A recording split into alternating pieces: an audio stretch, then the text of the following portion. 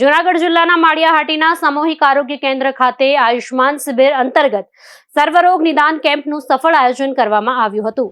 ગુરુવારે સવારે 9 વાગ્યાથી શરૂ થયેલ આ કેમ્પમાં મોટી સંખ્યામાં દર્દીઓ ઉપસ્થિત રહ્યા હતા।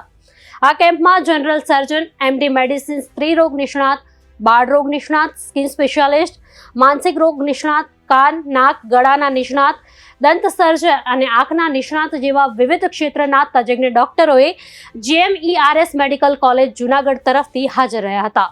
ડોક્ટરોએ દર્દીઓની તપાસ કરીને જરૂરી માર્ગદર્શન પૂરું પાડ્યું હતું તેમજ દવાઓ અને સારવાર પણ પૂરી પાડવામાં આવી હતી। આ શિબિરનો મુખ્ય હેતુ ગ્રામ્ય વિસ્તારોમાં આરોગ્ય સેવાઓ વધુ સુલભ બનાવવાનો રહ્યો છે। આ પ્રસંગે સ્થાનિક રાજકીય અને સામાજિક આગેવાનો તેમજ અધિકારીઓની હાજરીમાં કેમ્પનું ઉદ્ઘાટન કરવામાં આવ્યું।